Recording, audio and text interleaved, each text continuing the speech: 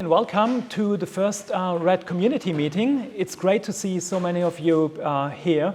I would like to start by giving a brief introduction, and the first introduction, so to say, is the welcome introduction. The second introduction is the thematic introduction, where I will introduce what RED is, how we developed it, and how you can use it. In the first presentation, I would like to say a few words about the building here, the nice lecture hall we're in, and also say a bit about the structure of the day ahead of us, what we will be doing, and basically that's it. So first question is, where are we? We are at the Kunst- und Mediencampus Hamburg, which is translated to the campus for the arts and media. And this was founded, I think, 10 to 12 years ago to integrate all the departments interested in media, information, etc.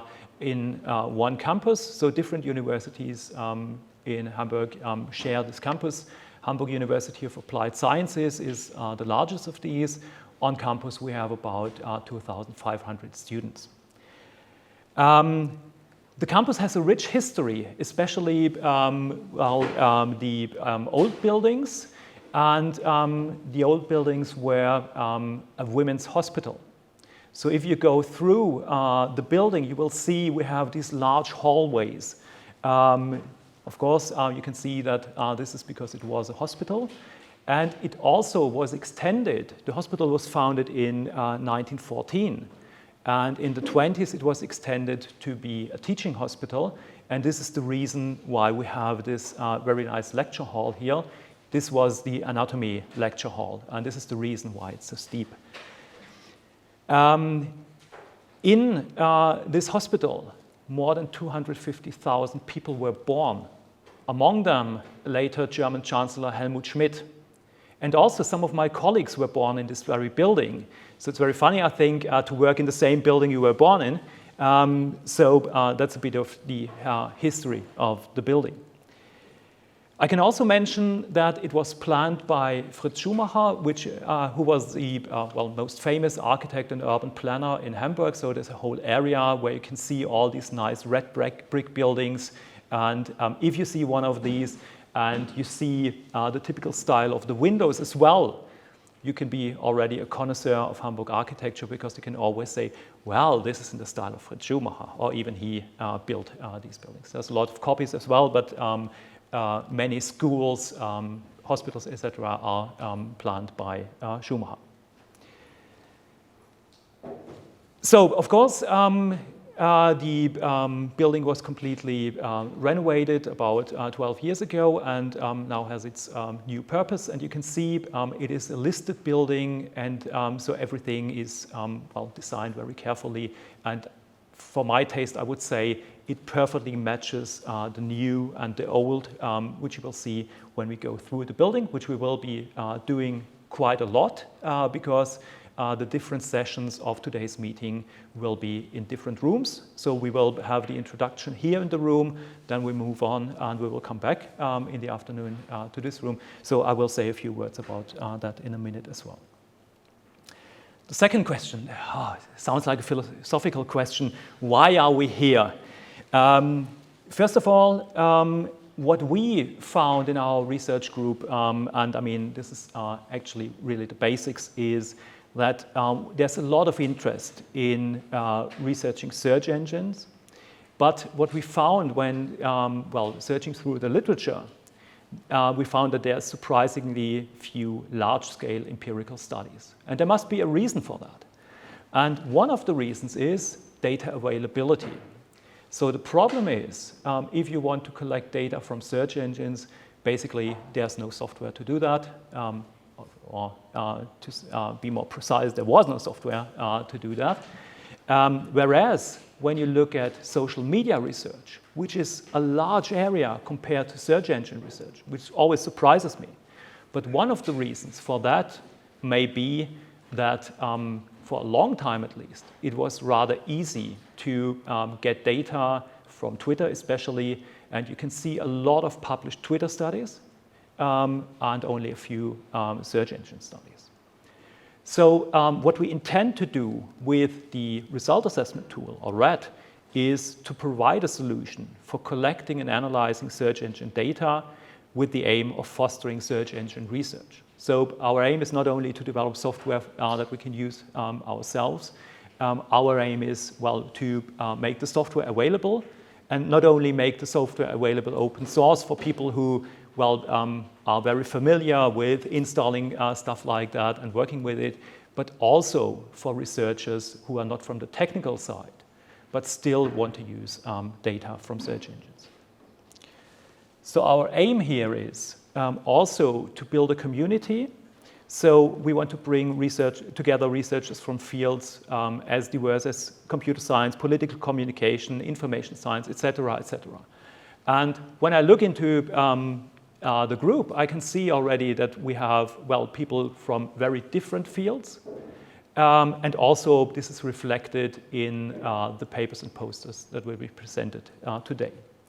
So the shared interest is in analyzing search engine data, but the approaches hopefully will come together fruitfully. Also, we have people here in the audience who have already worked with search engine data. We have even people here who already worked with, well, a first version of RAD, or collected data through us. And we have some people who are new to the field, or at least well, under our radar. So everybody is welcome, and I hope that the day will be beneficial for all of you. So we made sure that there's at least a bit for everyone. Next philosophical question: what can we expect? I feel a bit like Immanuel Kant with these questions, but anyway. So the structure of today's meeting is that we will have a first session of introductory talks. I will give a talk about what the RAD is and how you can use it. This is more on an abstract level. Then Nurce will give a talk on the query sampler, because the first step when you do search engine studies is, of course, deciding for the queries you want to use. And what we see in previous studies is that people often just use queries that come to mind. So there's no real way, scientific way to collect the queries, and Nurce will talk about a solution to that problem. Then we have Sebastian Zünkler, who will be talking about the SEO classifier. Some of you have already used that. This is for analyzing search results, and we have several indicators where we can, well, see whether a page is optimized and to which degree it is optimized. After that first session, we will divide the group into smaller groups and go to smaller rooms, of course, as well. And we will have tutorials which are led by Sebastian Zünkler, Nurce Yakci, Sebastian Schultheis, and Sonja von Mach. So if you're wondering why we're already giving you sweets in the morning, the color of the wrapping is your group color. So we will divide the group later on. So keep the wrapping, remember your color, and people will take you to the appropriate rooms, of course. And if you were wondering, there should be a coffee break after the first session. Of course, there should be. We will serve coffees in the tutorials. So when we're finished with the first session, find your group, go to the tutorial rooms, and we will have coffee there. Then after the tutorials, there will be a lunch break, of course, and we will then return to this room, where we will have 4 showcases. So these are research studies where RAD has already been used. We will have one from the university here, so from our team, which is about the Rammstein debate, which I think you're familiar with. And then we will have 2 studies actually from Lund University. One is about gray zone medicines and black hat SEO. And the other one is about the politics of exclusion in Google. Last but not least, we will have a presentation of candidates, of how candidates use SEO in political elections. The example is the German federal election. We will hear about that as well. And finally, for the official part of the program, we will have a poster session where posters will be presented, of course, and we will also have opportunity for discussing the research that has been going on. Posters are on topics like, further studies that have been conducted with RED, but it's also about add-ons to RED, so especially classifiers that can be used to further analyze search engine results. The poster session, of course, is not only for exchanging ideas, it's also for networking. So we will serve drinks and hopefully it will be a relaxing atmosphere and everything will be a nice discussion. So this is the end of the official part of the meeting, but after that we will have dinner. You were asked at the registration whether you would like to come to dinner with us. We have a very nice restaurant and we will be leaving in groups from the campus. Of course, you can make your way on your own if you wish, but if you want to start directly from the campus, we have 3 groups starting. The first one will be led by me, and this is a walking tour through Hamburg. It will take about 1 hour to the restaurant, but I can assure you it's a very nice route. You will see a lot of the sights of Hamburg. We will go along the water. So it's a very nice route, and as said, some very nice sights as well. The other groups will go by subway, but as said, if you prefer to make your own way or you have to go to the hotel or something, that's also fine. Then we'll meet at 7:30 at the restaurant. So with that, I would like to continue with the boring part, which is all the housekeeping stuff. Toilets are located right outside the lecture hall. And when we move around the buildings here, your tutors or people presenting will give a hint where the next toilets are. We will have lunch in the university canteen, which is also on the campus, of course. If you are a contributor to the meeting, whether speaker, poster presenter, whatever, lunch is free to you. We have a very, very, very complicated process in the canteen. We already experienced it yesterday when we had a workshop here. So we have to keep the group together, but your tutors will give you the details on that, how it works. It's a bit complicated, but we'll manage, of course. If you decide to come to dinner with us, this is free for you. So dinner and drinks are free. You don't have to worry about that. And one thing that is not on the slide but is on this note paper is I should mention that we will be making photos throughout the day. Don't be surprised if the photographer comes to the sessions and makes photos. If you don't want to be on photos, please tell us. We already asked that in advance. We had no responses to that, so I hope everything will be fine. And also, what was it about the photos I should say? Why do I have this?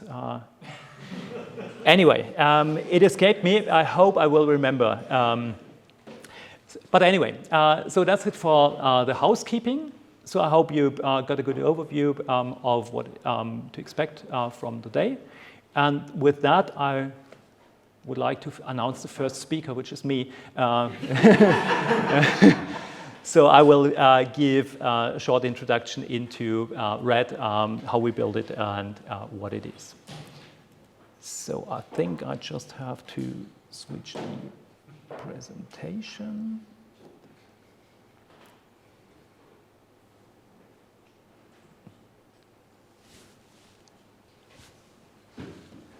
Here we go. So now, after all the welcome and introduction, the proper introduction to the software. And in the coming 20 to 25 minutes, I will try to walk you through the basic idea of RED and also through the components. I have to say in advance that everything hopefully will become much more clearer in the tutorials. So if you've never worked with search engine data, don't worry, that shouldn't be a problem. As said, I will walk you through on the more abstract level, whereas in the tutorials, it's really hands-on, so you can try out things yourself. So the basic idea of this piece of software in one sentence is we want to allow researchers to access and analyze search engine data. Because, as I said in the welcome introduction, the problem is that we actually don't have any software, any access to search engine data.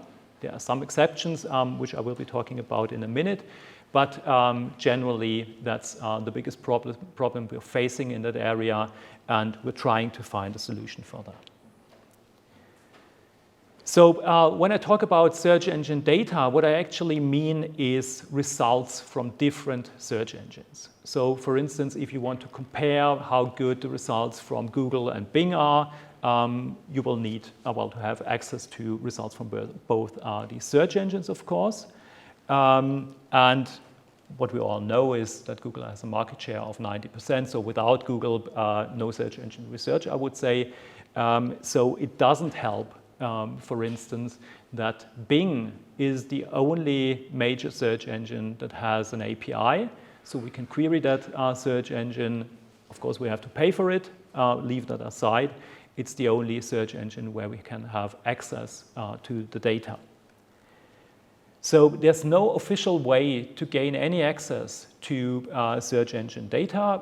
I mean, companies like Google have research programs where you can apply with a certain research idea, and they may grant you access to data. But of course, if you decide to research something that they don't like, which we usually do, they will not allow you access to the data. So, of course, there are studies using search result data, and oftentimes, which I was quite surprised, is that this data is collected manually.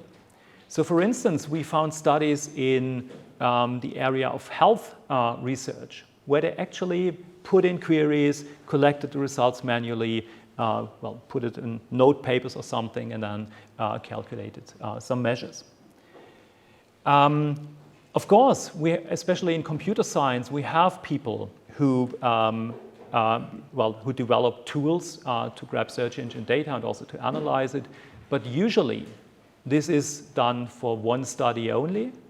And even if it is reusable, even if they publish the source code, these tools get outdated very soon. So it's not a sustainable solution. And also, because they are developed for a single study, they are rather narrow in focus. So what we intend to do is to provide a flexible and up-to-date tool that you can use in your studies. So on this slide, you can see, the basic structure, what you do when you design a study. I hope you can read it on the diagram. So we have different modules. So first you design a test, you choose the search engines you want to investigate, you choose the queries you want to use, and then you start collecting the results. So you can specify how many results per query you want to have, etc. And in the third step, we have basically two basic options. One is, which is coming from very classic information retrieval studies, where you have jurors, people who judge the results for you. So for instance, you can ask a question, how relevant is this result? And people will see a copy of the result without knowing where it was displayed. So they don't know which search engine it comes from. They don't know on which position it was shown. And they can judge on the relevance or on any other question you would like to ask. And finally, I forgot the second component, which is the automatic analysis. This is basically classifiers that we implemented, and there you can well, do automatic analysis. I will show an example in a minute. The basic approach we're taking is scraping results. I will show an example in a minute as well. The important thing to know is that through this method we can basically well, connect to very different search systems. So the system is in general not limited to commercial web search engines like Google and Bing, but we can also, say, query library catalogs, for instance. We did a project with students who, did research on the library catalog of the State and University Library in Hamburg, and we can also connect the system to stuff like that. So potentially, this is not something that is implemented because we have to implement the scrapers for each and every different website that we want to query. But potentially, we can connect RED to any web page that has a search box. And this is to show how this modular approach makes the system very flexible. So it is possible to add new scrapers.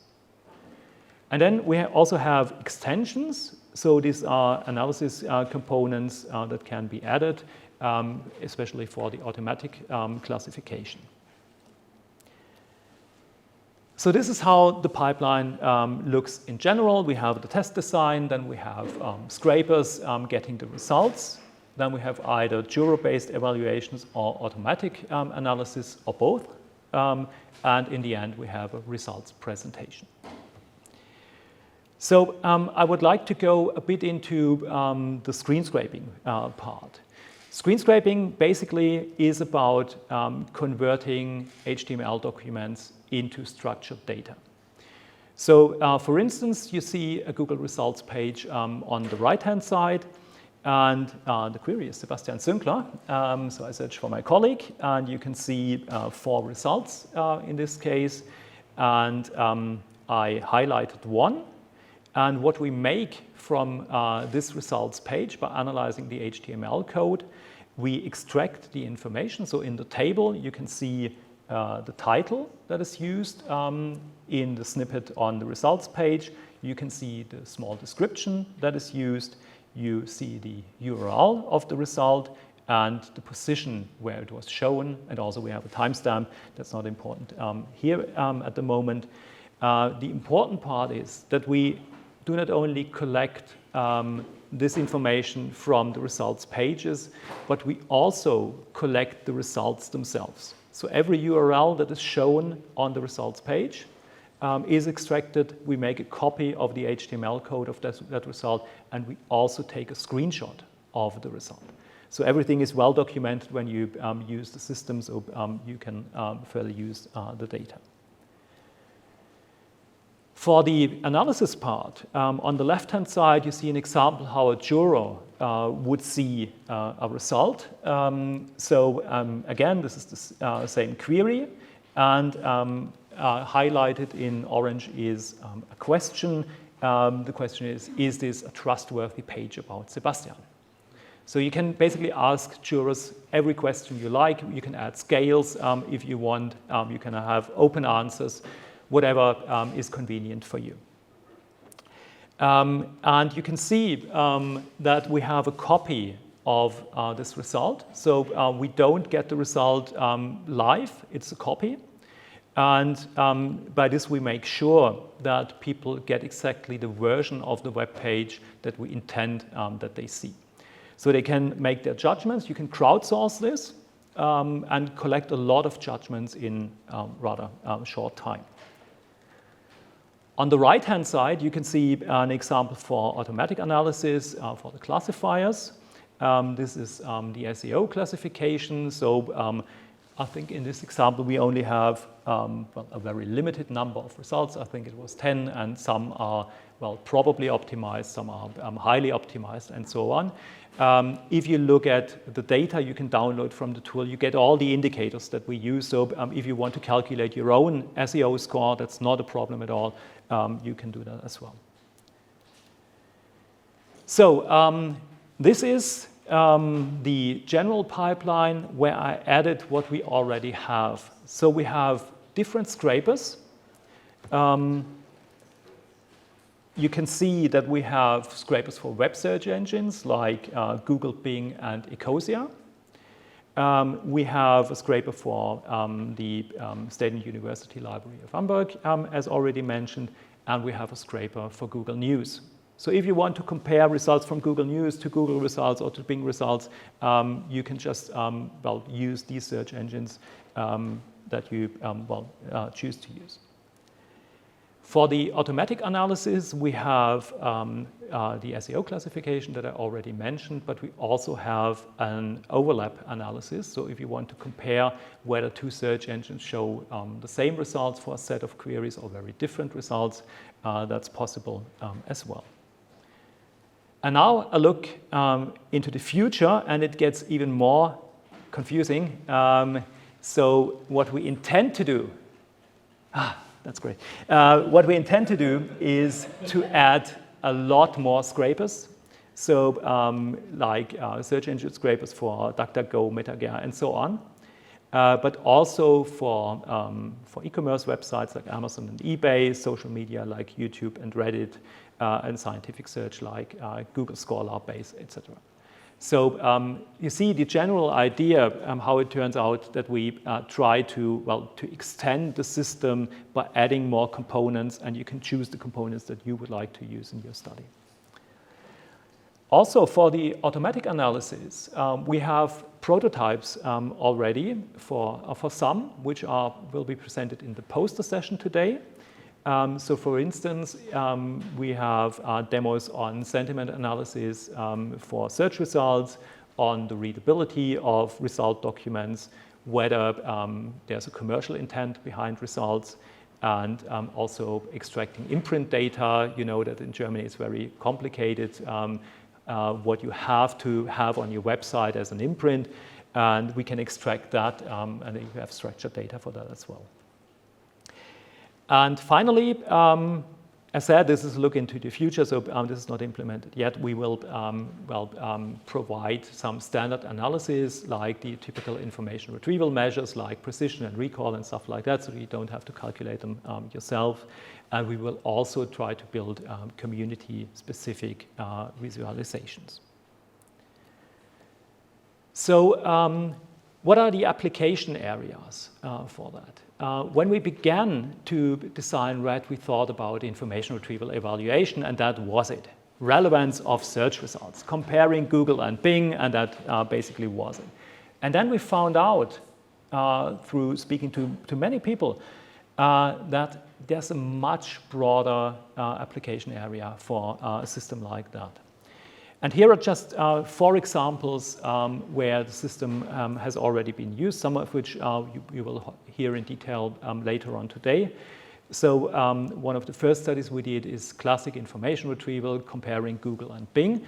I want to mention the study here because what we managed to do is usually you have studies using 50 queries and 10 results each, and so you keep it rather small because you have the human jurors, and that's the bottleneck. We were able to show that with a system like RED, it is very easy to increase that number. So we did a study with 1,000 different queries instead of 50. And through the crowdsourcing approach, we collected all these judgments within 8 hours. So it's rather convenient to do that. Then there's a study in environmental studies, which will also be shown later on the book table. We have studies in political science, which this one will be presented in the showcases, and also in communication science, which will also be shown in the showcases. So this is just to give you an impression how broad the application area can be, but of course, it's open to any idea where you use search engine data. I want to say a few words about the RED project, so how we approached it and how it will continue. And first, I would like to give a bit of history. Sebastian Sünkler and me discussed the first ideas for this in 2009 when Sebastian was still a student. And it was rather coincidence that we met for a meeting. I think it was about the bachelor's thesis or something. And we talked a bit, and I presented the idea. It would be great to have a tool to do information retrieval evaluation, and that was the beginning of it. So we had a first prototype ready in 2012 already, but the problem was we never had funding. So we further developed it, and we added stuff, but it was never in a stage where we could say, well, this is something we could publish, so that other researchers could use the software. But luckily, from 2022 on, we got funding from German Research Foundation, and this is the project currently running. So we built a completely new version of RED from scratch, and this is the version we're presenting today. Funding will run until next year, but we of course hope that we will get a second phase of additional 3 years, and I'm very confident that we did good work, and hopefully it will turn out. I'd like to say a few words about the project for one reason, because I think a project like this can be mistaken to be a pure software project. And of course it's about developing the software. But in addition, it is about supporting interested researchers. So if you are interested in doing a study with RED, you can not only download the source code and run RED yourself, you can run it on your study on our installation, and we also have resources for supporting you in running your study. So if you leave this evening and say, well, it's all interesting, but I don't feel confident that I can set up my own study using the system, just contact us. We're happy to help, and we have resources for that as well. And last but not least, and this is why we're here today also, we focus on community building. We hope that we can make a contribution to foster search engine research in general as well with this project. The project is, of course, not at its end. So what can you expect in the coming month? We will add more search engine scrapers, as I already showed on a slide. We will improve the usability. We are conducting usability tests as well. We will integrate the classifiers that will be presented at the poster session today, and we will add new components supporting experimental designs if you're interested in that type of study, and we will add a component for more interactive studies. So what are the ways to use RED? You're very welcome to just download the source code, run your own installation of RED. If you are in computer science, that may be the best solution for you. You can use the version that we provide. So we have a demo. You can't access or you can't register for the demo today because we don't want to have too many people. Our servers are very weak. We will improve that as well. But from tomorrow on, you will be able to register for the demo, which is quite limited in the number of results you can scrape, which shouldn't be a problem. It offers all the functionality to try out whether the system works for you and your studies. So if you want to run your own study and need access, just contact us. We will give you access to the full version so you can run your study yourself. Or you want to run your study with our support, as said, just contact us. We're happy to help here. And this brings us to the support. As said, we have resources for supporting you, but we will also add things to the website, which is already online. We will add a knowledge base. We will add online tutorials and FAQs. So there's a lot of things that you can look at. We will add also examples of studies that have been done, and we will describe how exactly they were done. I know that in the first talk it's a bit early for thank yous, but nevertheless I want to show how many people are actually involved in the system, in developing the system. I don't want to read out all the names, but I just want to mention that we, of course, have the team here at HW Hamburg who are the core people developing stuff, supporting researchers and so on. But I also would like to thank my students at the University of Duisburg-Essen in computer science who conducted studies and also developed prototype analysis components for the system, some of which you will see later in the poster session. And of course, over the years, many student assistants made our work much more easier, much more convenient by helping us. Of course, then everyone who contributes to this meeting today, and last but not least, I have to say, the German Research Foundation very generously funded this project, and this is really great working in a project where, well, of course, money is always an issue, but the funding is so generous that, well, we seldom think about the money we spend. So that's it for the introductions, and I'm happy to take questions.